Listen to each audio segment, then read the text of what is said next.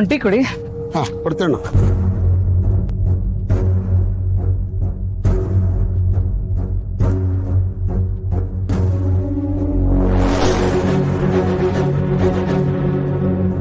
ತಗೊಳ್ಳಿ ಸರ್.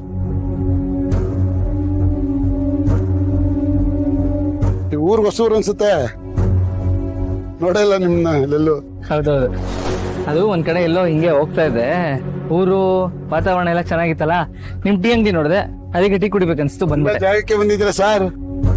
ಈ ಊರು ಚಂದ, ಈ ಊರ್ ವಾತಾವರಣ ಚಂದ, ನಮ್ಮ ಟೀನು ಚಂದ ಸರ್. ಹೌದು, ಚೆನ್ನಾಗಿದೆ. ಈ ಮನೆಯವ್ರ ಬಗ್ಗೆ ವಿಚಾರಿಸಕ್ಕೆ ಇವನೇ ಸರಿಯಾದ ವ್ಯಕ್ತಿ.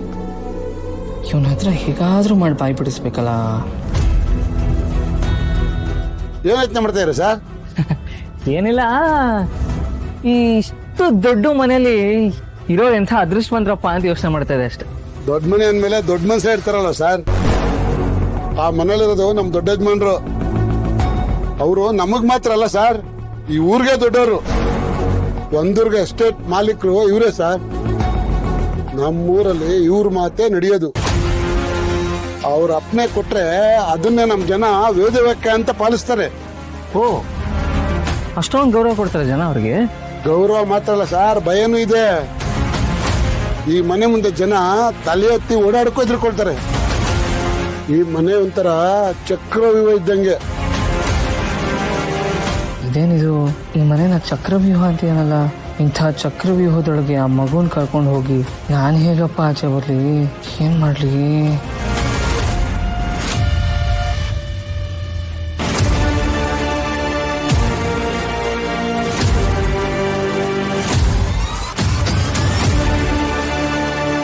ಓ, ಇಷ್ಟೊಂದು ಮರ್ಯಾದೆ ಕೊಡ್ತಿದ್ದಾನೆ ಅಂದ್ರೆ ಈ ಕಾರಲ್ಲಿ ಬಂದಿರೋರು ಈ ಮನೆ ಯಜಮಾನ ಇರ್ಬೋದಾ?